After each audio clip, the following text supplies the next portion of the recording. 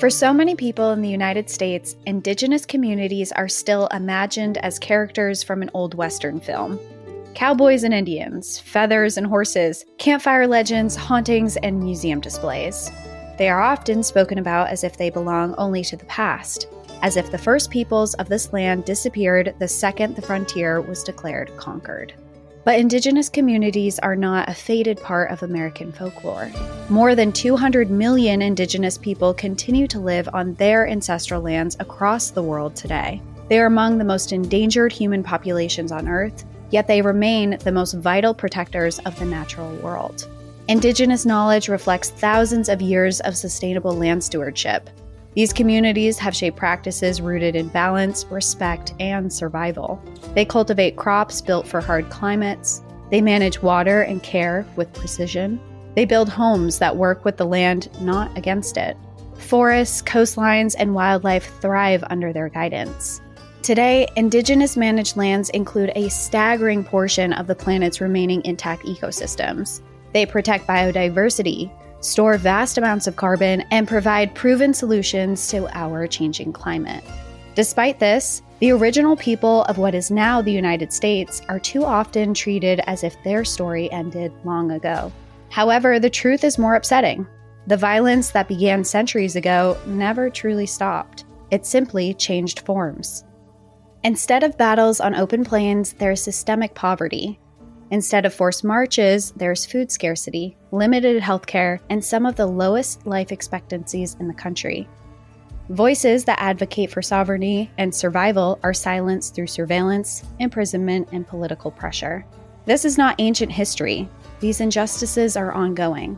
They exist alongside us in our own lifetimes. Today, we are telling one of those stories. A story rooted in survival, sovereignty, and the fight to be recognized as living, breathing nations with a future worth defending. Welcome to National Park After Dark.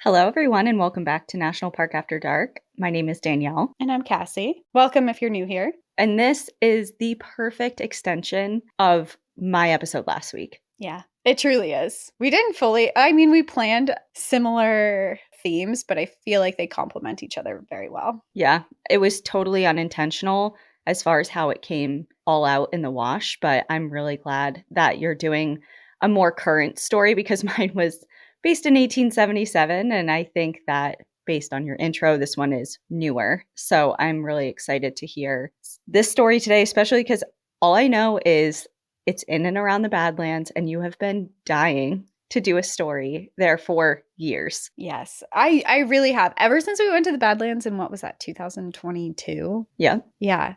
Ever since we went there, then I'm like, I need to do a story here, but I've been trying to find one that was one worth telling, but two, I really wanted to make it Indigenous based just because that location itself is just so rich with Indigenous history. Mm-hmm. And not that I was struggling to find a story because there are a lot, but I really felt inspired by this one. Okay. And so it felt like it was time to bring it to the table. And I really wanted to talk about Badlands National Park because we've said it many times on the podcast, but I really think it's one of the more underrated ones where people don't give it the attention it deserves because it's so beautiful. Yeah, I agree. Well, today we are diving into a story. Like you said, it is more recent, and we'll get into the exact timelines of this, but this is very much an ongoing thing, which isn't something that we normally talk about on the podcast as often. A lot of this is in the past, but it continues on to, as you're hearing this today, it's still a conversation that's happening and ongoing.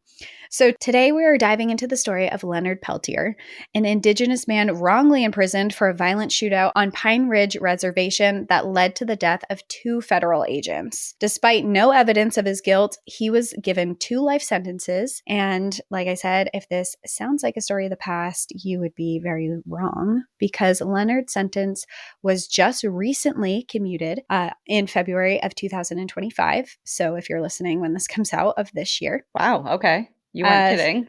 So it's very, very recent. And this was after serving nearly 50 years in prison. And even though his life sentence has been commuted and he is currently out, the story is not over. And there's a lot more to it. And there's a lot of it that this story was recognized around the world, but still it remains untold, I think, to a vast majority of the public. So I just wanted to really dive into exactly what happened with the shootout, why he was convicted, what happened for his imprisonment, how it was commuted, like everything. This story has so much to it that I really wanted to do a deep dive into it. Well, I am one of those people among the general public who was completely unaware of the story at all. I've never heard of it or any part of it. I saw it in headlines back in February, I would say, when he was released. But I remember reading an article and that was it. And it was like a 4-minute article. And this was something that transpired over 50 years of time. So there's a lot of information here that I had no idea, and a lot of atrocities that were committed to this person that I thought was important to highlight. But before we dive into the story, I do want to just start right off the bat by saying I have 2 book recommendations, because I think people should just write them down. Just take ready. out your pen and paper. Yep. Yeah. Get ready. Or a pencil if you're like that. Yeah. Or your notes on your iPhone, whatever it is, write it down. When's the last time you used a pencil? Actually very recently. What? When? For what? So I use it we're renovating the bathroom, and I use a pencil to write out a lot of stuff. And I used it too because I was drawing, I was doodling. I bought like a little sketch pad, and I've been doodling at night instead of watching TV. Oh, very nice. Very nice that you do that separately from watching TV. Yeah. Because you could totally do both at the same time. I've been trying to limit my screen time, honestly. So I didn't know this. Fun fact, if other people don't know this, but on your iPhone, you can limit your screen time specific to apps and to your phone in general, where it will shut down your entire phone after a certain amount of time you've been spending on it. So I was noticing that my screen time was like crazy. It was like 7 hours, 6-7 hours a day. I was like, this is insane. So I put a limit on my phone to 4 hours. And if I use it for a second over 4 hours, my entire phone says, turned off, you can't use this anymore. You can bypass it if you need to, but I try not to do that. And it does it for literally every single thing. Like if I go on Google and I type in, what's the weather tomorrow? The results will come up like as this is restricted. You've done so you have to press it every single time you go to anything. So it's like really hard to use. Nice. Yeah. I only have my Instagram set for 45 minutes a day. I have my timer on that, but I've been really tempted to buy the brick. Have you heard of that? No. It's a little square device that essentially you scan, and you can basically lock certain things. By scanning it, it locks your preference of whatever on your phone.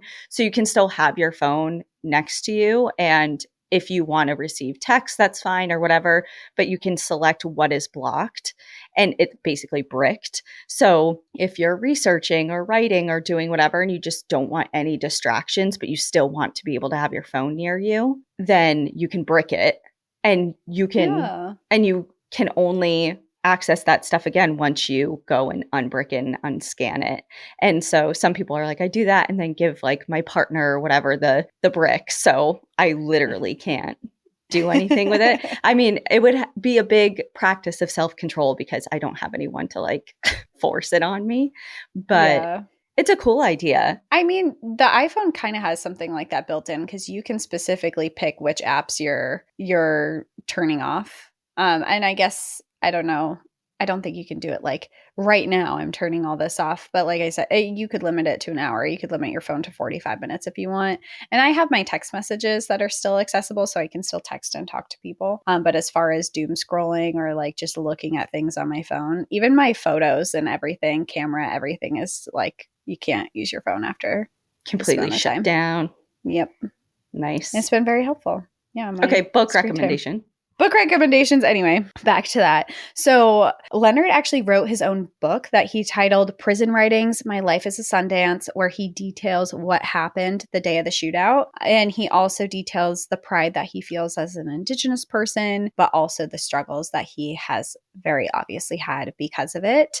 And he also speaks very candidly about how his people and himself are victims of land grabs for mining and for corporate greed. But he also really points out about how we as a whole, our whole country, is victims to this because our water has been polluted, our air is polluted, and it really just talks about how we should all be upset about it.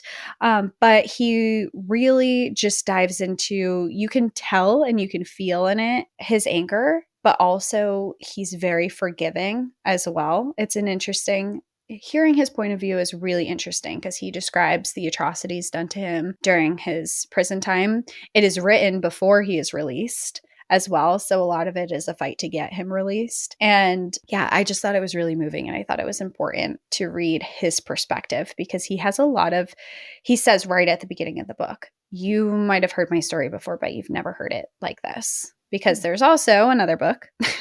And this one is called The Spirit of Crazy Horse by Peter Matheson. And it's the story of Leonard. And he dives into the Pine Ridge Reservation, the history behind it. And he really goes into the legality of everything that happened surrounding his trial and his imprisonment and the shootout.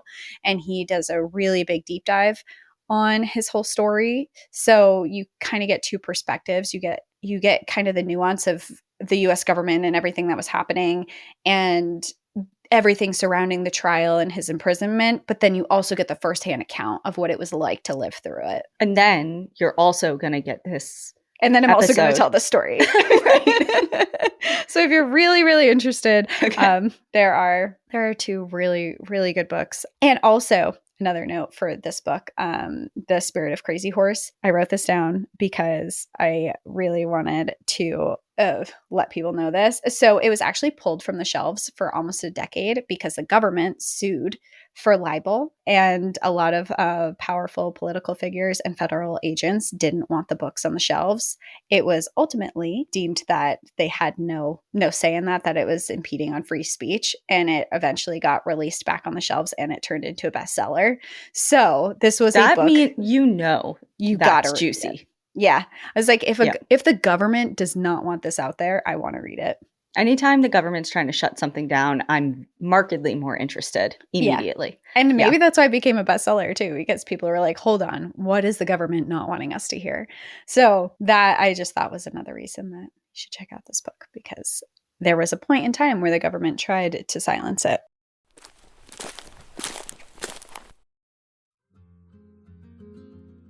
Cold nights, cozy blankets, and Sol's out-of-office gummies. It's my new favorite winter routine. After a long day of snowboarding or cross-country skiing, nothing feels better than warming up, putting on my comfiest socks, and throwing on my favorite holiday movie while I unwind. It's the little self-care ritual that keeps me calm through the holiday chaos. Sol is a wellness brand that believes feeling good should be fun and easy. They specialize in delicious hemp-derived THC and CBD products designed to boost your mood and help you relax. Their best-selling out-of-office gummies were created to provide a mild, relaxing buzz, lift your mood, and bring on that perfect state of creativity and calm. With 5 different strengths, you can tailor the dose to your vibe, whether you want a gentle 1.5 milligram microdose or the newest 15 milligram gummy for a more elevated experience. And if you already love the gummies, the new out-of-office beverage is the perfect alcohol-free alternative after a long day in the snow. It's refreshing, cozy, and great for winding down on the couch. Sol also makes great products that support deeper, more restorative sleep. Their sleepy gummies are a top favorite for a reason.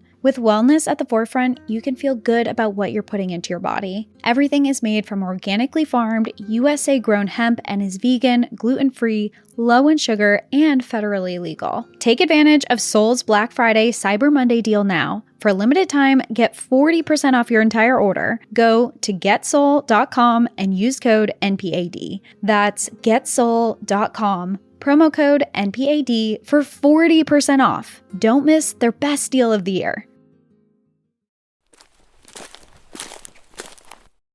Well, with all this in mind, let's first dive into where this all took place, which was the Pine Ridge Reservation, which is a part of Badlands National Park, and of course, one that I've been dying to cover on the podcast. The land known today as Badlands National Park draws in visitors from around the world.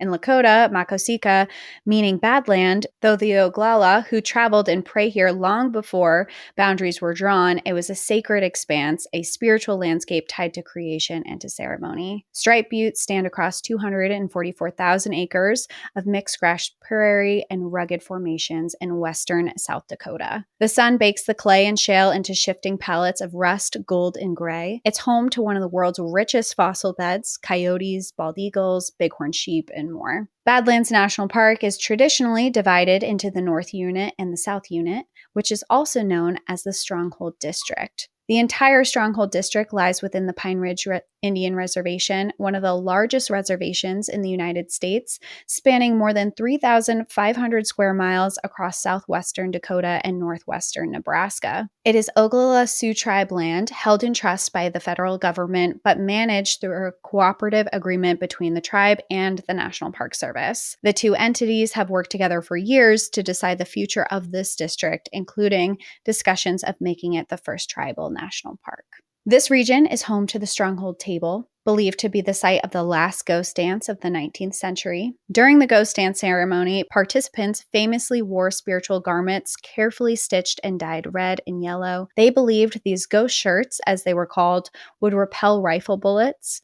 They chanted and swayed all night until they collapsed from exhaustion. And in December of 1890, nearly 1,000 Oglala Lakota, facing desperation and hunger, gathered at the stronghold, hoping this purely religious rite would restore their lands and bounty. The U.S. government, however, used the ghost dance as a pretext to send in troops. This led to the military confrontation that resulted in the Wounded Knee Massacre later that month, where approximately 200 Lakota were massacred by heavily armed U.S. soldiers. Young Lakota men still come to places like Sheep Mountain and Stronghold Table to fast, to pray, and to seek visions for their paths their lives will take. Prayer ties in bright reds, yellows, and blues can be seen dangling from branches across the open prairie. The contrast of spiritual tradition against the remnants of military use in this park is stark. Portions of the land were once seized and turned into an aerial bombing range by the United States during World War II. Even today, old military explosives remain buried beneath the soil in some of these areas. A short distance southwest of the park lies Wounded Knee Creek, where in 1890, United States soldiers massacred around the 200 Lakota men, women, and children. To the northwest, the carved faces of 4 presidents at Mount Rushmore stare down from the Black Hills, known to the Lakota as Pa'asapa, the heart of everything that is. And if you tuned into my most recent episode about the Black Hills, we talked really in depth about that. So we're kind of right back in that a few region. Weeks ago now. Yeah, I guess not most recent episode, but recent-ish.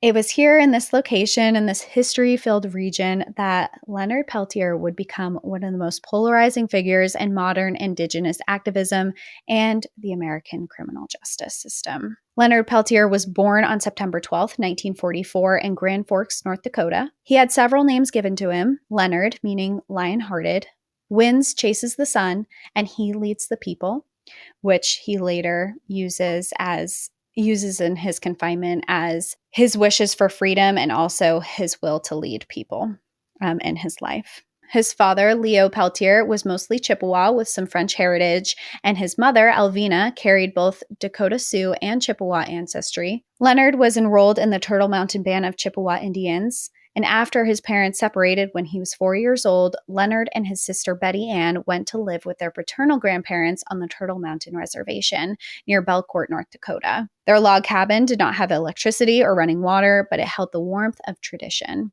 His grandmother taught him songs and stories.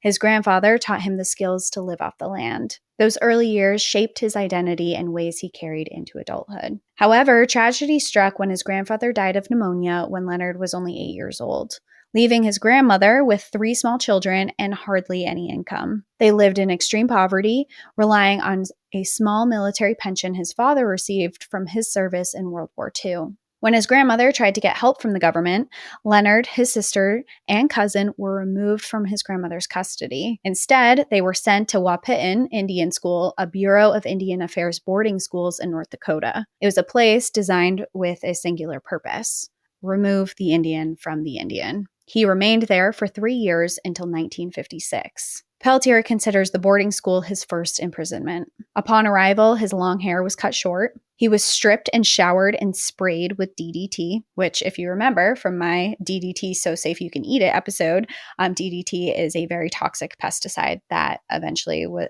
tied to cancer and also the near decimation of many avian species. Which, when I read that, I was like, they sprayed you with DDT? Didn't you say that in the commercials they did that or something? Yeah. Oh, no, they ate it in soup they or did something. it. But they, in the commercials, they showed it like spraying your dog with it and like spraying kids with it and stuff. It was weird.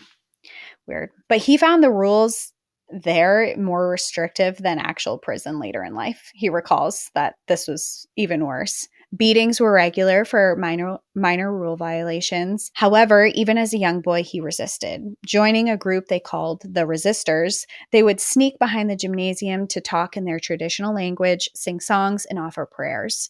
If they were caught, however, they were brutally beaten. After returning home, he lived with his father, still in a log cabin with no electricity or running water, surviving on a meager $55 monthly military benefit. During this time, the Eisenhower administration was enforcing the termination policy aimed at eradicating reservations like the Turtle Mountain Chippewa. The government cut off food commodities and social services to pressure people to leave. Leonard recalls the despair, including his Ojibwe cousin asking in an emotional, tear-filled voice, "Where are our warriors? Why don't they stand up and fight for their starving people?" This question was a revelation for Leonard, leading him to vow to become a warrior and fight for his own people. By the 1960s, Indigenous activism surged nationwide. Tribal nations demanded treaty rights, civil rights, and sovereignty. In Minnesota, the American Indian Movement, aka AIM, emerged and quickly spread across the country. AIM members stood against police brutality,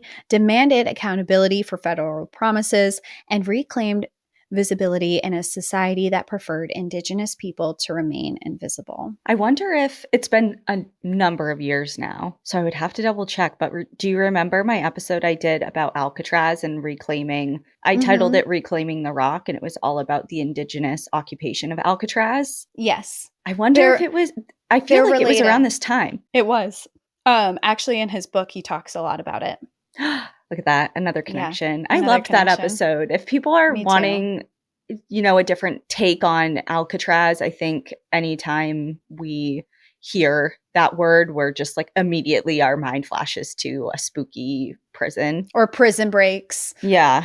And this is a completely different chapter in its history that is so completely fascinating that I knew nothing about before I covered that topic. Same. So it's back there somewhere in the catalog. Yeah, you'll find it. Just type in that title. But he does talk about that time because it was during the same time frame. And Leonard actually joined the AIM front. He wanted to be a member and he wanted to help participate in the fight for Indigenous rights and what they were searching for. He participated in efforts to defend fishing rights in the Pacific Northwest and protested the injustices Native communities faced in cities and reservations alike. He was part of the occupation at Seattle's Fort Lawton in 1970, the land that had been abandoned by the military, but local Indigenous leaders argued it should rightfully be returned to Native people. The action helped secure the creation of Daybreak Star Indian Cultural Center, a space for community, culture, and education. In 1972, Leonard traveled with AIM members on the Trail of Broken Treaties,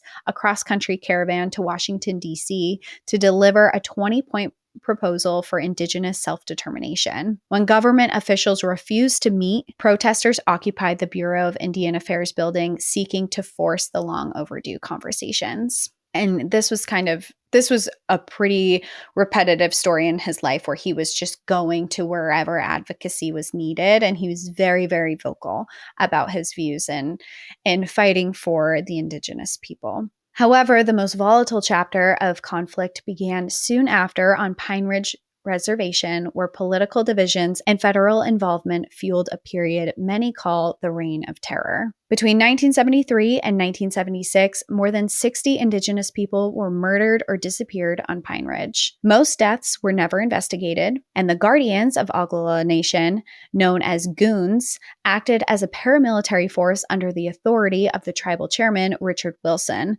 targeting anyone who opposed him, including the traditional citizens and American Indian Movement supporters.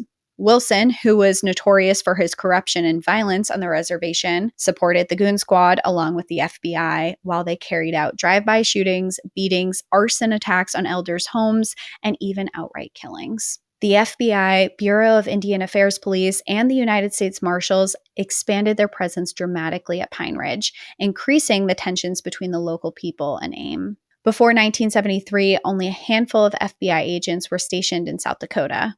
After AIM's occupation in 1973 of Wounded Knee, more than 50 arrived and stayed there. Leonard and others on the ground viewed the spike in violence as directly connected to federal involvement. It was obvious that when federal power moved in, Indigenous bodies fell. Some believe that the federal government had special interests in Pine Ridge Reservation because of their natural resources, specifically an untouched large sum of uranium that was on the land. In the summer of 1975, elders from Pine Ridge, terrified by the violence at the hands of the Goon Squad, asked for AIM's support to protect families living under the constant threat. Leonard joined a group of fewer than 20 AIM members who set up spiritual encampment at the remote Jumping Bull property. They brought rifles because they believed without them, women and children would be easy victims. And it sounds like essentially what they did is they all just set up camp. They lived in tents right on the property and were protecting them from these goon squads that were coming in and participating in drive-by shootings. And because all these women and children and families were essentially defenseless and had no one there. So they were just kind of there to try and safeguard them and prevent anything from happening.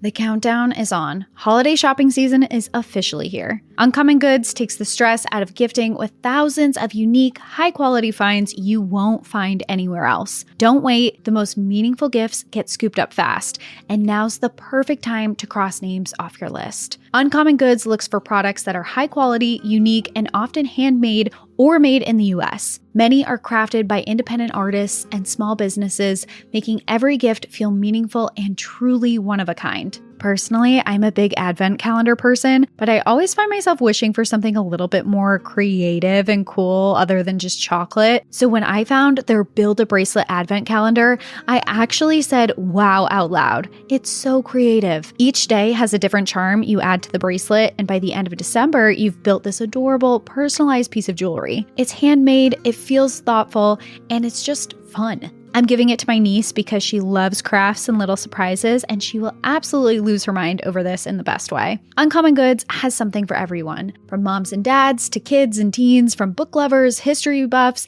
and diehard football fans to foodies, mixologists, and avid gardeners. You'll find thousands of new gift ideas that you won't find anywhere else. When you shop at Uncommon Goods, you're supporting artists and small independent businesses. Many of their handcraft products are made in small batches, so shop now before they sell out this holiday season. And with every purchase you make at Uncommon Goods, they will give back $1 to a nonprofit partner of your choice. They've donated more than $3.1 million to date. So don't wait, cross those names off your list before the rush. To get 15% off your next gift, go to uncommongoods.com/NPAD. That's uncommongoods.com/NPAD for 15% off. Uncommon Goods, we're all out of the ordinary.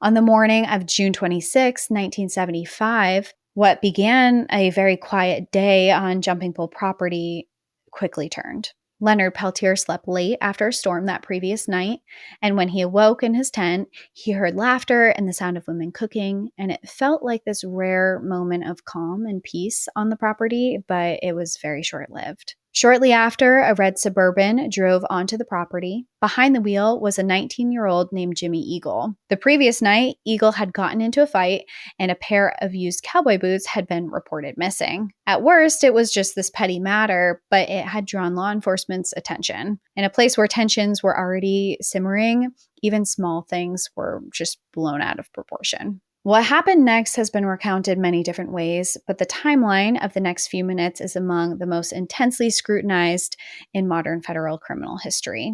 This part is just, there's all sorts of things that are being said of what happened, but I tried to put together what is mostly believed, how it unfolded, but I'll go into the different stories as we go along of what other people were saying. Okay. 2 unmarked cars entered the pasture below the houses a short time after Eagle arrived. These were FBI vehicles driven by agents Jack Kohler and Ronald Williams. They did not identify themselves to families watching from windows. Instead, they parked below the bluff, weapons and radios with them, and they began to move. Suddenly, a single crack split the air. The first seconds of gunfire are some of the most disputed in the entire case. The FBI has long argued that their agents were suddenly ambushed by rifle fire, but a key witness, Angie Long Visitor, saw something very different. When she heard what sounded like firecrackers, she stepped outside her home on the bluff to see 2 white men by the FBI cars. One man was already kneeling and firing a handgun uphill in the direction of her house and the families around it. The other was removing a long gun from the trunk. Startled and terrified, she grabbed her children and she ran. Down in the pasture, nearly the same moment, the agents were under fire. Whether the gunshots came first from the handgun from them or from Indigenous people has been an argument that stands to this day. But what happened basically is you heard fire and then suddenly it was a shootout. What is known with certainty is that when Special Agent Ronald Williams lifted his radio microphone, the gunfight was already underway when he reported what was happening. In a strained voice, he called for urgent backup, reporting that he and Kohler were pinned down, that Kohler was hit, and that one of their cars had been disabled by gunfire. The call ignited a massive response. Pine Ridge has long roads and vast distances, but law enforcement vehicles began racing towards the pasture from every direction within minutes. Officers from the Bureau of Indian Affairs, state police, sheriff deputies, and members of a controversial tribal security group that I mentioned, the Goon Squad, joined the incoming wave. They approached fast with their weapons drawn. For the families on the bluff, the world was turning upside down. Inside a small house on the rim where children had been playing minutes earlier, panic had erupted. When Leonard reached the house, he could hear the kids screaming. He told them to crawl under the bed, to lie flat, and to cover their heads. Then he ran back outside to draw fire away from the building. He later said he shot upward through the air, hoping only to suppress incoming bullets. He believed that surrendering to the men filling the pasture below would not end safely for anyone in the camp, so instead he wanted to divert it by shooting just blankly up into the sky in a different direction so they would essentially point their gunfire towards him instead of the house full of children. Mm-hmm. AIM members scrambled to locate one another and figure out what was happening. Some rushed towards the bluff to protect the homes. Others spread behind junk cars and in low depressions that offered limited cover. Gun smoke settled into the ravines, and the sound of shots echoed off the walls of the Badlands. At this point, the agents were still alive. Both were wounded, and their car had taken several more hits as the firefight intensified. Radio logs later showed that Williams was conscious when he reported that rounds were hitting the vehicle's radiator, effectively immobilizing it so they couldn't move. His voice was clipped and urgent, and he continued to request reinforcements. Above him, the situation was becoming desperate too. Families fled north and east, away from the gunfire. Some headed down into the creek line, trying to reach the main road where they hoped they could flag a ride for help. But as they approached Highway 18, they saw police vehicles and roadblocks already being set up. It had been minutes since the first shot. From the bluff, it was clear that law enforcement numbers were growing. Some witnesses later estimated that dozens of armed officers and volunteers poured into the area before noon. It was not clear exactly who they were or where they were stationed, but gunfire from multiple angles forced the AIM supporters to keep their heads down and reposition constantly. And remember, there's only 20 AIM supporters, and now there's hundreds of federal agents surrounding them. As the firefight grew more intense, a 21-year-old man named Joe Kilswright Stunts took up a rifle to defend the families. He told others he was willing to stay behind to protect the camp, even if no one came back for him. A short time later, while near a green cabin on the bluff, he was shot in the forehead. He died almost instantly, and it resulted in his death never being investigated by the federal government. The fighting lasted nearly an hour.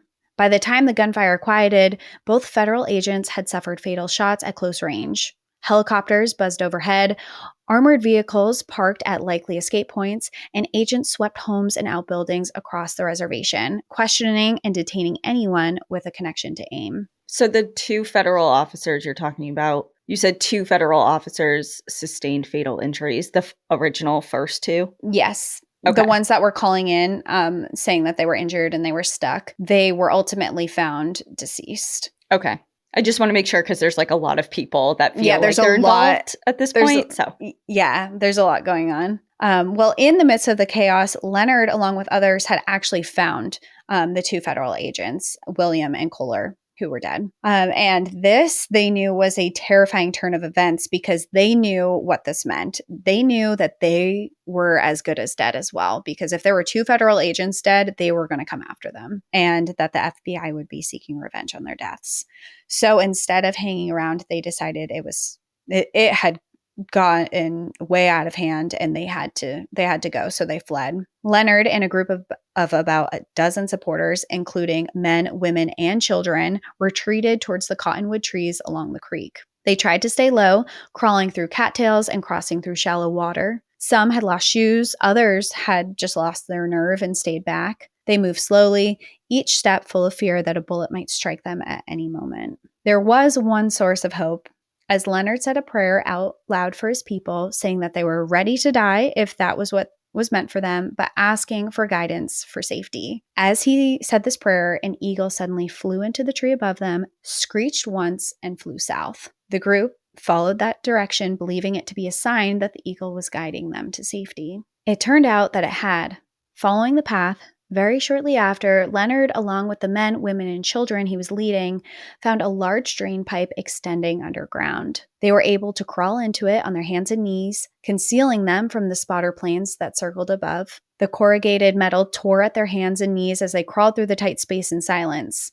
It eventually led them into a cow pasture where they were quickly met with gunfire. As federal agents shot at the men, women, and children fleeing, they dodged and ducked from bullets, narrowly missing their heads, and luckily, not a single one of them were hit. For hours, they ran in search of safety and following the signs of the eagle, and by nightfall, they had escaped. It wasn't over for them, though. This was just the beginning of what had gone down in history as one of the largest manhunts ever conducted. Leonard and the group of people he fled with continued running and hiding for days, as slowly, one by one, people began to be captured. Officers raided homes and safety houses through the next few days, questioning anyone who AIM had ties to or connections to the Jumping Bull community. Word spread quickly that the FBI believed Leonard Peltier had been the one who killed the agents. He knew that if he were captured then, without legal protection or public attention, he might not survive long enough to stand before a judge. As it was, the FBI was furious, and stories of them shooting bullets into the family portraits of Jumping Bull families, some in the head and some in the heart, at their family homes, had gotten back to Leonard. So now they're just raiding homes and literally just taking their guns and shooting people's portraits. It's wild. So obviously terrified, he left Pine Ridge behind. Leonard fled north in the weeks after the shootout. He believed that if he were captured, that would be it for him. He would end up dead before police ever, or a judge or trial or anyone ever saw him. He didn't think he'd make it out. So he saw what had happened to Indigenous activists who crossed powerful interests, and friends urged him to get out while he still could. Crossing into Canada felt like the only way to stay alive. He followed consciously in the footsteps of Sitting Bull, who had also crossed the border after the Battle of Little Bighorn to escape the United States Army's revenge. And if you remember, when in your episode last week, you had talked about that little tidbit and the route and where people went. And I said, keep that in mind because we're going to be talking about this. So Leonard essentially follows the same path. And his idea for this is that he hoped that once he crossed into Canada, that his Cree relatives and supporters there would help home him and give him a safe place to stay. And for a short while, Canada provided shelter. Indigenous communities there offered him places to sleep and meals to eat, but each day that circle grew tighter. American agents contacted Canadian officials repeatedly, pressing for extradition, and Leonard was eventually held in a Vancouver prison, where he was treated as a death row inmate and was housed beside them. In his book, he details being saved by a police officer when a group of angry police officers attempted to attack him because he had been labeled in Canada as a cop killer. So being imprisoned in Canada was no easy feat. He hung out there in limbo while the U.S. struggled to meet the legal standard of extradition. They lacked direct evidence tying Leonard to the fatal shots. When the United States first petitioned Canada for extradition, judges hesitated. There was no direct evidence placing Leonard where the fatal shots were fired. Even the FBI laboratory reports did not provide the certainty that prosecutors claimed. For a brief moment, it looked as though Canada might refuse to send him back based on a lack of evidence. But then everything shifted. A new set of affidavits was submitted to the court. They were signed by an Oglala woman named Myrtle Pourbear. In those statements, she said she had been at Jumping Bull that day. She said that she was Leonard's girlfriend, and she said she saw him execute the agents. The affidavits included details that sounded like eyewitness memory, and the Canadian court accepted them as proof. But the story behind those affidavits never reached the courtroom in time to stop what came next. Myrtle later told lawyers and journalists that she never met Leonard Peltier. She said that she had been terrified when authorities confronted her, that she felt pressured and manipulated. She described being shown disturbing photographs, including the severed hands of another Native activist who had refused to cooperate. Agents warned her that she and her daughter could end up in the same way if she did not sign the papers. So she's like, yeah, I'm actually his girlfriend and I saw everything. Yeah, because meanwhile, she's never met him. Never met him in his life. And same thing, Leonard echoes that sentiment when he says he saw her and like heard the testimony. He was like, I've never seen this woman in my life. I have no idea who she is. I don't know. But at the same time, he also, and we'll get into it, he details knowing that she was coerced. Yeah, the position that she was in. Yeah, she was the victim. She was another Indigenous woman that was being victimized by the federal government. And of course, they were threatening to cut off her hands. And threatening her children. And threatening to cut off her daughter's hands. So, I mean, what are you going to do at that point? And this is in the 70s. Yeah. Okay. Just clarifying that this is very, very recent. So with all of that and her testimony and the affidavits, Canada couldn't really keep him anymore, and he was extradited to the United States.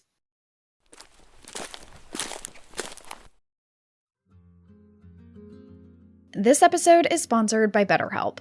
As the days get shorter and everything gets darker a little earlier, it's easy to feel that seasonal heaviness start to creep in. This time of year is such an important reminder to reach out and check in on the people in our lives. I've personally been making a point to send little messages to people I haven't caught up with in a while. A quick text, a funny photo, even a simple thinking of you. It always surprises me how something that small can brighten someone's whole day. And every time I do it, I find myself wondering why I didn't do it sooner. This season isn't for everyone. Staying connected matters. We're healthier when we make time for our communities, when we remind people that they're not alone, and when we let ourselves lean onto others too. Reaching out can take a little courage, but it often leaves us feeling more supported and grounded. BetterHelp makes that first step towards support easier. BetterHelp does the initial matchmaking for you with a short questionnaire designed to understand your needs and preferences. They have more than 30,000 licensed therapists and over 12 years of experience, and they've served more than 5 million people with an average rating of 4.9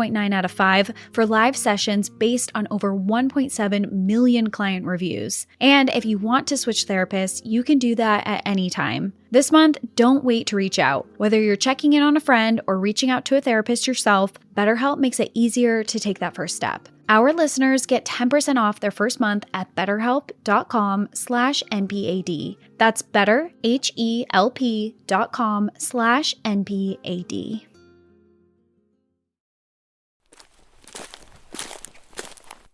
When he arrived in the U.S., his treatment was less than favorable. He was constantly threatened with death by police officers and guards.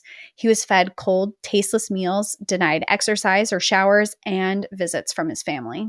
He was informed that the guards had been urinating on his food, and when he refused to eat it, a group of guards filled a cell, cornered him in a wall, and spit and yelled in his face. Leonard, at that point, had had enough, and instead of cowering, he stood tall despite his fear and yelled, "Today is a good day to die," and held his fists up. He had decided that if he was going to die, he would take some of the guards with him, and one of them closest to him seemed to have realized what was going on in his mind, because Leonard in his book, he describes this moment where he sees this flash of fear on this guard's face that's like, oh, I'm the He's closest to this serious. man and he is mad.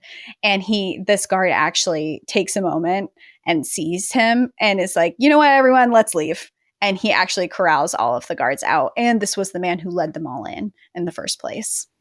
Change of heart, I see. Yes. But he was transferred very quickly after that because there was clearly a risk of him being killed in jail there, which wouldn't look very good in such a public trial because now this was gaining pretty big headlines. He was sent to Leavenworth in Kansas, where the guards greeted him by saying, quote, "You're dead, you fucking Indian bastard. You'll never get out of here alive. We will get you one way or another." Then the guard said that he would most likely get a promotion if he had killed him. He speaks of this moment in his book, saying that the utter fear he felt entering the prison was changed after that treatment of this guard. Instead of feeling fear towards him, he suddenly felt a spirit surge through his body, giving him courage and strength. When his trial began in March of 1977 in Fargo, North Dakota, Myrtle tried to testify and recant the affidavits. She wanted the jury to hear the truth about how she had been coerced. The judge refused to allow her in the room. The very testimony that brought Leonard to the U.S. was barred from being heard when it mattered the most. Years later, U.S. officials would actually acknowledge that the affidavits were false. Government lawyers admitted in court that Myrtle Pourbaix's statements should not have been used. But by then, of course, it was too late. The extradition had succeeded, and he was in court now. Leonard has always maintained that Myrtle should not be blamed. He saw her as another Indigenous person caught inside a system willing to sacrifice the vulnerable to secure a conviction. The system benefited from her fear, the system put those words on paper, and the system refused to correct the injustice even once the truth was known, and Myrtle was not to be blamed for that. Two other AIM members, Dino Butler and Bob Robideau, were tried earlier for the same killings and acquitted on self-defense. A jury had found that they had no evidence that these people had committed anything. But for Leonard, things were very different. Evidence of the reign of terror and the climate of fear on Pine Ridge was ruled inadmissible, and Leonard was not permitted to argue self-defense at his own trial. The prosecution relied heavily on casing and ballistic tests that they claimed matched his rifle. Years later, however, documents obtained through the Freedom of Information Act showed the FBI tests did not conclusively link his weapon to the fatal shots, even though they claimed that for their entire prosecution. At an appeals hearing, a federal prosecutor eventually stated they did not know who fired the bullets that killed the agents. In addition to false evidence during his trial, the prosecution had a reenactment performed in front of the jury of how the two federal agents were killed. In it, they showed one agent with a hand in front of his face begging not to be killed. But Leonard refused the request and shot him point blank through his hand and into his skull before turning and shooting the other federal agent as well. There was no evidence at all that indicated this had happened, but it was still allowed to be shown in court. And to add further to how poorly this trial was handled, the government concocted a false narrative that AIM members had plans to attack the courtroom. They even went so far as to cover the courtroom windows, and federal agents armed to the teeth swarmed the court building. The jury was moved by SWAT teams, and their bus to get to and from the courtroom had all of their windows painted over. So now the jury's terrified. They're creating this entire scene that they're going to be attacked at any moment because of this man who's sitting on trial that they have the obligation to convict. Yeah, it feels very performative. And I feel like that was its sole intention and purpose. Do you really think they believed there was a threat of that magnitude? Or were they like, this is going to really sell what we're trying to I think they were trying to get a conviction. Yeah. Because AIM members, Leonard, people have come forward and said there was never even a plan for that. Like, that is completely fabricated, is totally made up. We don't even know where or how they would get information like that. Okay. So, of course, this terrified, all-white jury, I should mention, took 6 hours to convict Leonard of 2 counts of first-degree murder, and he was sentenced to 2 consecutive life sentences. He insisted he never killed anyone. He insisted that if he could have prevented the violence that day, he would have died trying. And at the end of the trial, the prosecutor told a trembling jury, this man killed in cold blood those federal agents. However, years later, at an appeal trial, I kind of mentioned it a second ago, this same prosecutor would admit in court that the federal government had no idea who killed the federal agents and stated for the record they had no evidence of who committed the crime. That is so unbelievably just fucked. Okay, wait, just really quick question, and I don't know if you went over it or if you know this. Okay. But how you described this, how they were reenacting, quote unquote, this scene that unfolded for the jury where Leonard allegedly was right up in front of them and shot them both. Mm-hmm. In their autopsies, if they had them, the federal agents, was there any evidence of point blank? Yes, they were shot. Okay. They were shot point blank, but they have no idea who did it. And also, I also want to clarify, which I think is really important, that these federal agents came there and they were shooting at these people. So it was whatever was happening here was most likely self-defense. Even if they got killed, they were the ones who arrived there. And we'll get into it a little bit later, I think. I think I put this in here. I meant to if I didn't, but I guess I could just talk about it now. But also, I mentioned it a little bit during the story that they called in for backup, and suddenly they were swarmed with these federal agents. When they were in a really remote area, it would be really hard for people to get there.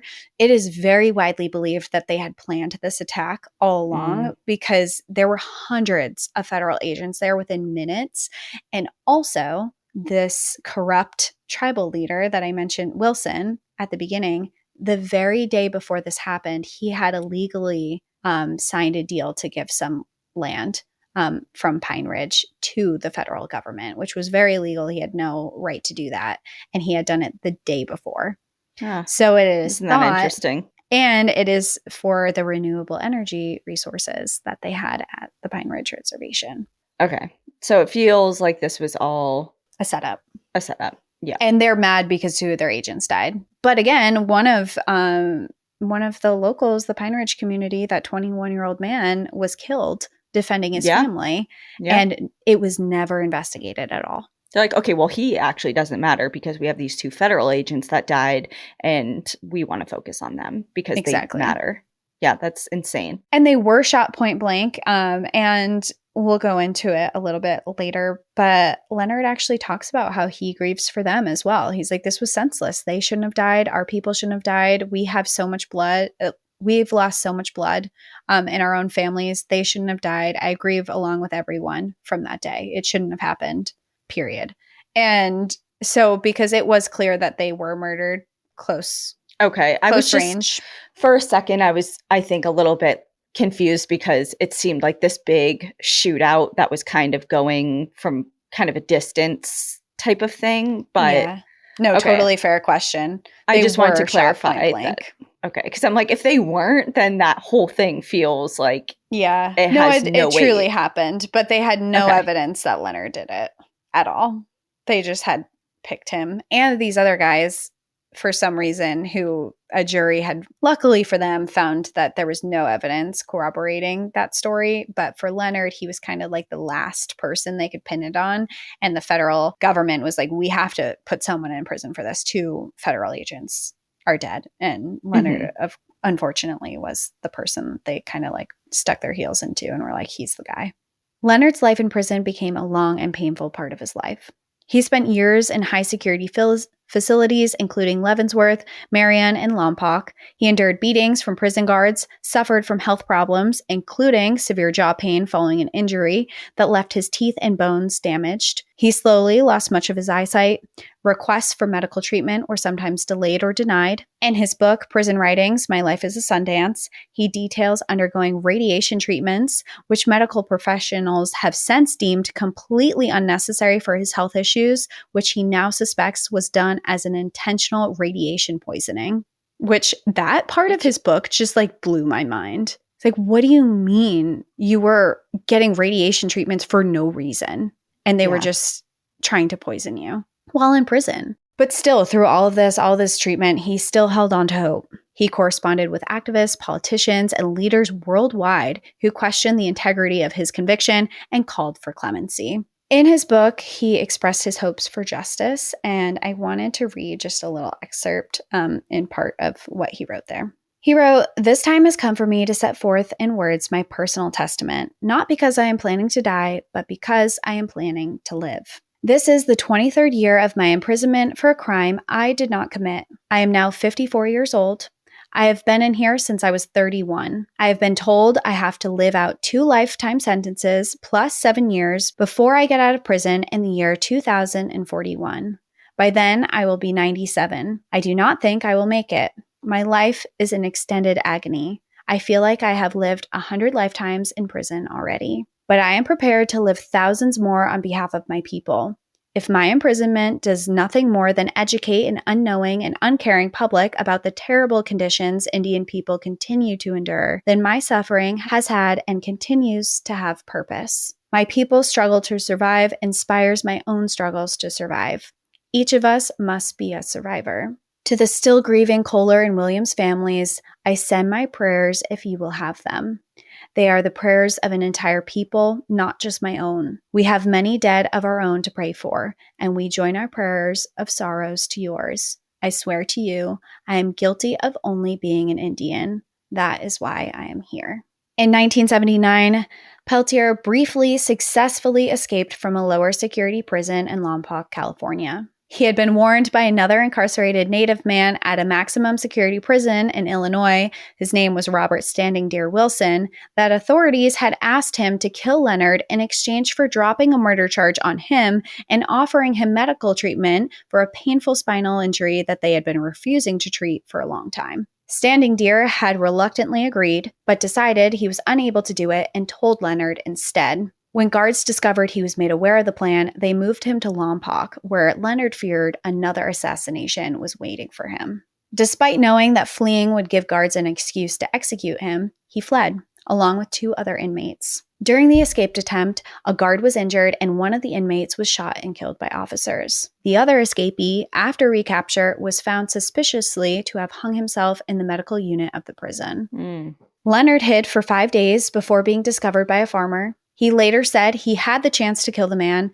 and continue running, but he would not cross that line. He was captured alive and returned to high security confinement back in Illinois. The escape added 7 years to his sentence, but something interesting had happened now. His case had gained so much national attention that supporters demanded his release, and Leonard reasoned that now it was too dangerous to have him killed, and he almost gained this new sense of security because of it. Because his outbreak, people were like, he needs to be free. People had already been rallying, but there was something that sparked him leaving, and it was kind of unclear to me if the public knew that there was an assassination attempt on him. I don't think the public knew. I think that this kind of came out later when he tells his story. But there was something about him briefly having freedom that just sparked this outrage of he needs to be free.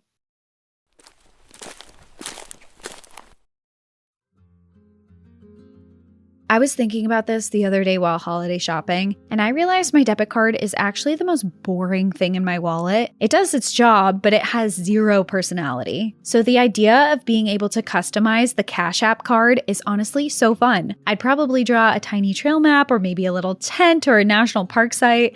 I think Danielle would definitely go for something spooky or a book-themed design, but it just makes spending money a little more entertaining, and Cash App will do that for you. Cash App just released a new status program for the way people actually spend called Cash App Green. It unlocks new ways for you to pay, get rewarded, and easily grow or manage your money on your terms. Now, when you spend at least $500 a month with a Cash App card or Cash App Pay, you earn green status, which unlocks benefits like up to $200 of free overdraft coverage, high borrow limits, and customized personalized cashback offers every Friday at places you love to shop. Turn everyday spending into status with Cash App Green. Download Cash App today or visit cash.app/new to learn more about this and other great features launching now. For a limited time, new Cash App customers can earn $10 if they use the code CashApp10 in their profile at signup and send $5 to a friend within 14 days. Terms apply. Cash App is a financial service platform, not a bank. Banking services provided by Cash App's bank partners.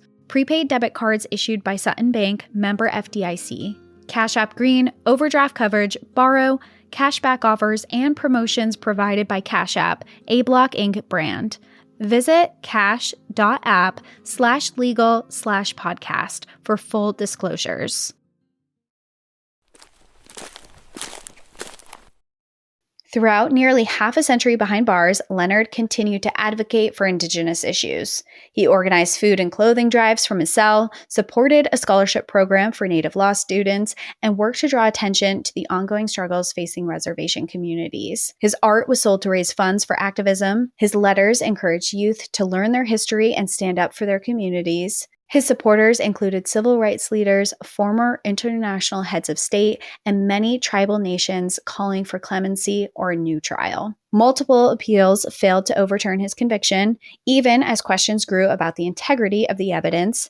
Federal judges acknowledged misconduct, yet declined to grant him a new trial. Parole was denied repeatedly. For decades, the Federal Bureau of Investigation opposed his release at every turn. Supporters called Peltier a political prisoner, someone punished more for his identity and activism than proven guilt. Over 25 million people from around the world signed petitions demanding his immediate release. In his memoir, he reveals the core of his resilience.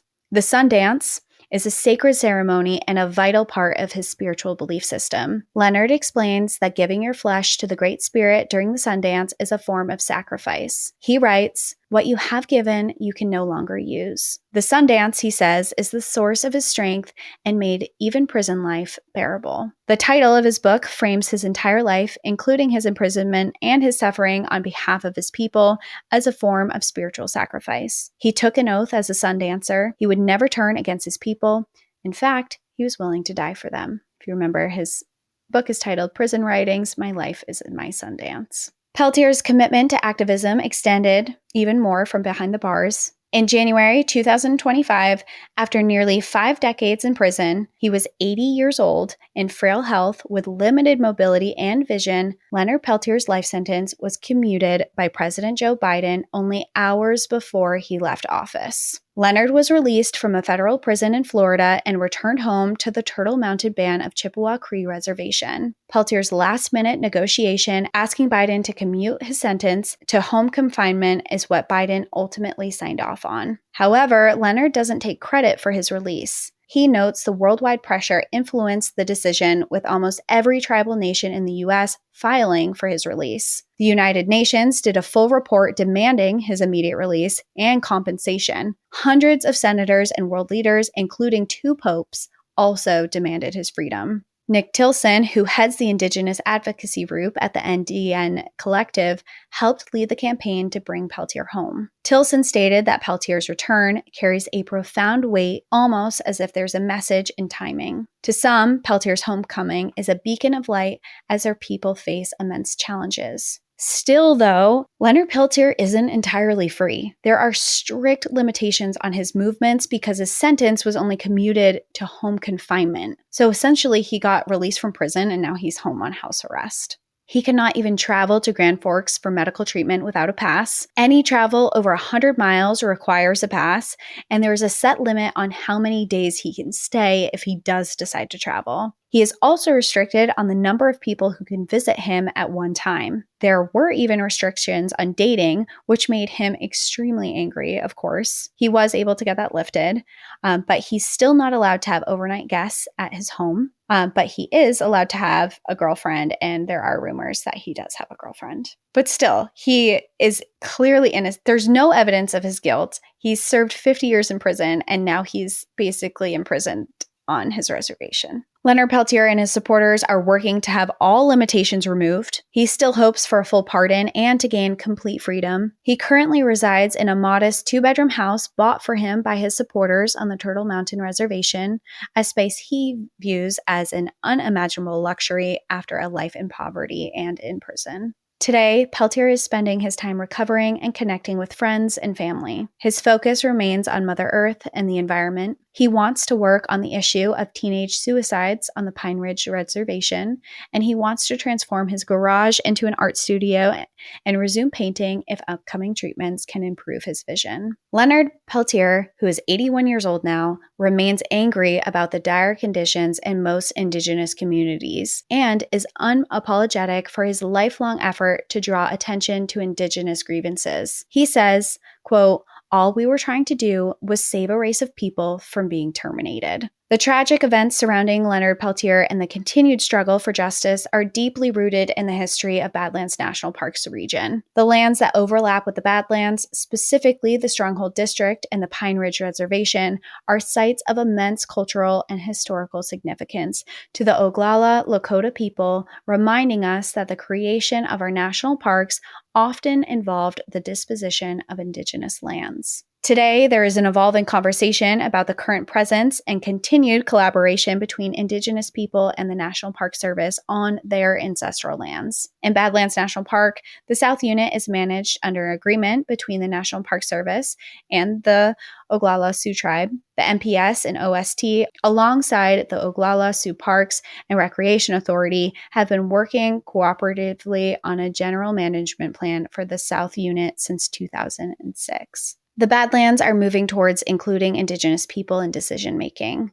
The General Management Plan established a shared vision for the South Unit, focusing on restoring prairie health, expanding bison populations, and providing greater opportunities for visitors to experience its natural grandeur. Crucially, the plan explicitly addresses the desire for the Oglala Sioux Tribe to be more involved in management and lays out the NPS proposal for the nation's first tribal national park. This effort could be a model for other parks nationwide. The Biden-Harris administration announced steps to strengthen tribal co-stewardship of public lands and waters. The Department of Interior has acknowledged the legacy of disposition and exclusion of tribal nations and has designated monuments that include tribal co-management requirements. Examples of this co-management are seen across the country. In early August 2023, a new national monument was designated near the Grand Canyon, protecting nearly 1 million acres of culturally and ecologically significant land. The move formally recognizes the importance of including tribal nations in land stewardship in alignment with longstanding treaty and trust obligations. Though it is, of course, an uphill battle, and of course we're seeing a lot of that right now with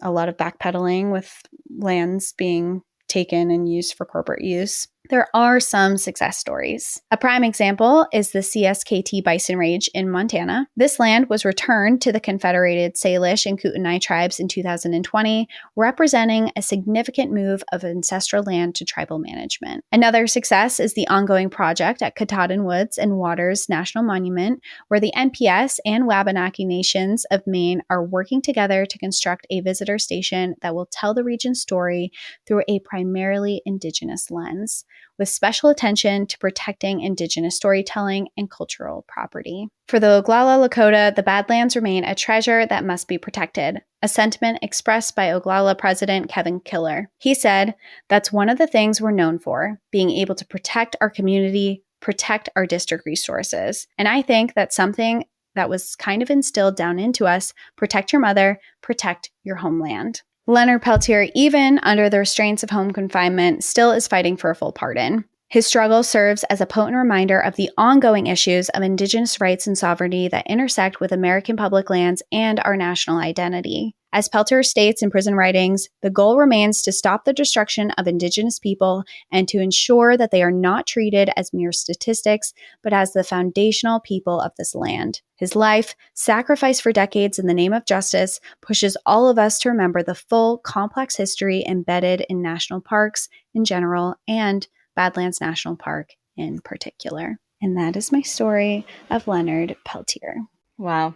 Super heavy, but the one thing that kind of has been just repeating in my head over and over throughout that is what a life of service that this man has led in the face of the most dire and unfair circumstances. Yeah, even in prison, he is Yeah. advocating. Like, his activism was before he was imprisoned, and he didn't stop. His entire time he's in prison, he's facing beatings and cruel treatment and lack of food and threats of death, and still he is using any resource he can to help his people. Because, you know, you can so easily see a world in which somebody just throws up their hands and are like, Yeah. I'm done. Like, I don't have anything else to give. You know, the cards are stacked so unfairly against me. I feel really hopeless and angry and just have that kind of overtake everything. And I mean, I don't think anyone would blame somebody for feeling that way in that circumstance. But I think there's also an aspect to it where he probably recognized that's what they were trying to do, is to silence him and to beat him down and shut him up and just throw away the key, you know, type of thing. And he was just like, I don't fucking think so. And I'm just going to keep doing what in my heart I feel is the right thing to do, despite my unfair circumstances. And I'm going to try and work through that the best I can while simultaneously advocating for the things that I feel so passionate about and always have. And so I think that part of the story is also so inspiring to see somebody just persevere. Yeah, I agree. I think that just throughout everything, I mean, even in the moment where he was standing in his cell and he's surrounded by officers and they're ready to beat him and kill him, he's just like, you know what? Let's do this. He's like, I'm not going down without a fight, though. And that was kind of a sentiment throughout everything. It's like, I am not, like, you can try and silence me. You can try to get rid of me, but I'm not going down without a fight. And he talks a lot in his book just about this courage and encouragement that he got from his own spiritual beliefs and from his people, and how that really, and like I mentioned in there, the talk about how my life is my Sundance, and that how that really perpetuated him surviving a lot of this. And I think the really interesting part about this story is that he still hasn't received justice. You know, this is still very much ongoing. And now this man who has had to sacrifice his entire life is still being treated as a criminal. Yeah. And there's no evidence that suggests he is one. So the fact that this is still an ongoing struggle, and I really, when I was telling this story, I really wanted to highlight how he was specifically treated in certain circumstances where guards were threatening him, where there was people were trying to kill him, where they were urinating in his food. And then there was also, I didn't even mention this in the story, but he details a time before he was ever arrested that he was just out with some friends and there were some guys that were heckling him and trying to fight him. And when he finally like stood up and was like, all right, like, what is this? They were two off-duty police officers who took out their guns and threatened to kill him. And then arrested him and put him in jail and said that he was the one who pointed a gun at them. Yeah, no. So this whole thing is just, you know, and you did mention it throughout, just not only from his own words, but also just to make the point that, you know, there are two people who lost their lives. Two people were murdered. And that's a tragedy as well. Of course. So I can see like this entire story just is a lose-lose and a bad situation for everybody involved. You know, I can see the families of those two individuals who want justice, but that doesn't mean you can pin it on somebody and just like lock them up and throw away the key and wash your hands of that. You know, that something that they would even really truly want? I just wonder if they believe that he truly was to blame for that from their perspective. I would imagine probably from some people. I think that once you're told that, and especially I think that there is like, especially in law enforcement or any high stress job, there's almost like this brotherhood or camaraderie that happens. And if one person is like, this guy's a cop killer, then, I mean, he describes it. He's like, I was labeled a cop killer, so they had it out for me. And I think that that's going to be very common. And I think that they probably, especially because these were cops in Canada who had no, like, probably limited knowledge about his case happening in the United States, but they just hear that and they're like, okay. So I'm sure that there were some people who were misinformed and truly believed it. And then I'm sure that there were others who just didn't care, that they were like, that it was more of a racial thing and that they didn't care. They just saw that he was an Indigenous person and that's all they saw, and decided to let racism rule whatever they thought. And it just didn't matter. Well, at least there has been some strides forward.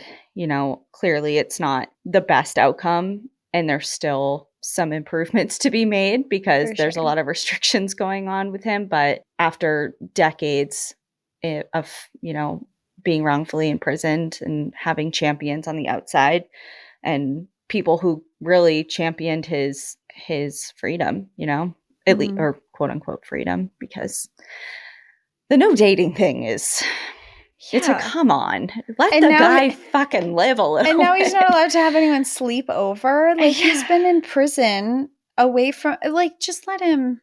Because he went in when he was 31 and he's, what, 81 when he was released? Yeah. Let the guy, I know, have a girlfriend. Literally.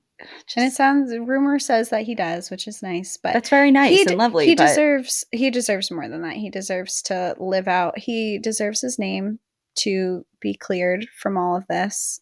And he deserves to live a life. And I also think he should be compensated. If they can't prove any of this, then I think that there needs to be something to try and make amends for the life he gave up for this. That's a good point, because do you happen to know if, because I know there is compensation given to, or what's the word? There's a specific phrase or term, like terminology, when somebody is given money for being falsely imprisoned. It's like, I'm so sorry, here's $5 million.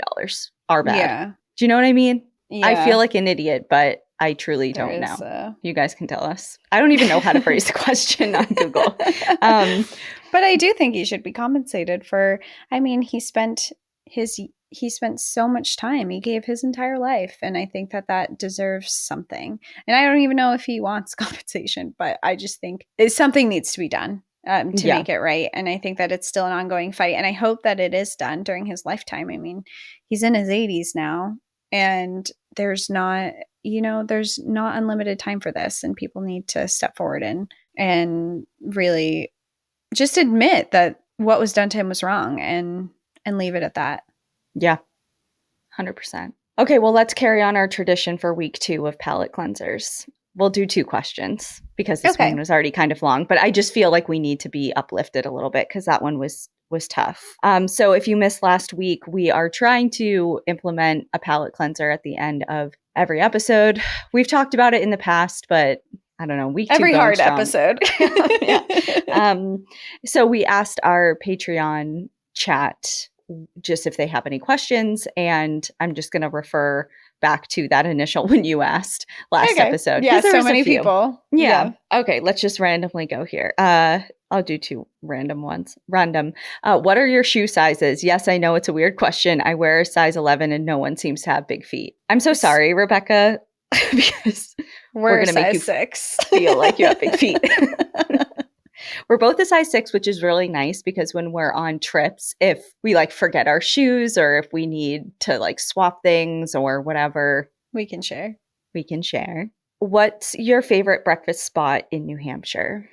Oh, I don't know. You're not a huge breakfast person. Yeah, I'm not a huge breakfast person, so that's hard. I have 2. Okay. And you can give mine. Yeah, it'll be one for each of us. So I guess they're not like my favorite, but they're the most like nostalgic, I guess I would say. Okay. The first is Parker's Maple Barn in somewhere in New Hampshire, southern New Hampshire. It's in Mason. Mason, thank you so much. My family and I would go there a lot growing up, and I still go there every once in a while. It's one of those places that's just like so classically New Hampshire. There's always a wait. They don't take reservations. Mm-hmm. And they have like a sugar shack. They have events going on a lot, but it's total like standard breakfast and pancakes type of thing. maple syrup, things like that. It's really nice. And then I really like Polly's Pancake House, which is up near the Whites a little bit. And I went there with Ian and my best friend Natea and her husband Mike after my sister's wedding. And Oh, fun. I don't know what it is about. I wasn't hungover. It wasn't like this meal was so great because I was so hungover and it just hit the spot. Yeah. It wasn't that, but just that meal was so good. I don't know if it was the company coming off of a high of a good day or what it was, but that pancake house really hit. So there's 2 suggestions for you. I thought of one. Oh, I thought of okay. one for me. Yeah. This one is the Airport Cafe in Nashua. And this one it's a really fun little spot because you would never know about it. And unless you know, I guess. But there's a private airport in Nashua. It's all like little Cessna planes that fly out of there, little private planes. But they have a cafe with big windows that overlook the airport strip, so you can watch people coming in and out while they land their planes there. And it's just a really cool vibe. There's a lot of pilots that are hanging out in there, and the food is really good. And I used to go there sometimes on my like lunch breaks too, because I have lunch when we worked in vet med together. I used to go there. That's so sometimes funny for lunch. because I never knew that. Like Cassie's at the airport. It's right Never down the knew. street. Yeah. Yeah. It's just a cool little spot. It's like it's a cool vibe that's there. Oh, I have another one though. That's actually my favorite. I'm just like thinking now. Okay. And this one is the Hilltop Cafe in Wilton, New Hampshire. And it is so cute. It is just like the epitome of New England, what you would think. You drive off, it feels like you're driving off into the middle of nowhere, and you suddenly come across this farmhouse, and you walk into this old farmhouse, and it's a cute restaurant, and they have all like really good locally sourced food, great drinks. You can sit outside on the farm. It's just like very local community. They have beautiful local art on the wall. You can buy some of their fresh cheeses and eggs and stuff when you're there. And it's just like a really, really cozy vibe. And I really like going there. Okay. Nice. Yeah. So I guess to wrap it back into the theme of this somehow, Parker's Maple Barn, the first powwow I ever got to attend was right across the street. They were hosting a open to the public powwow.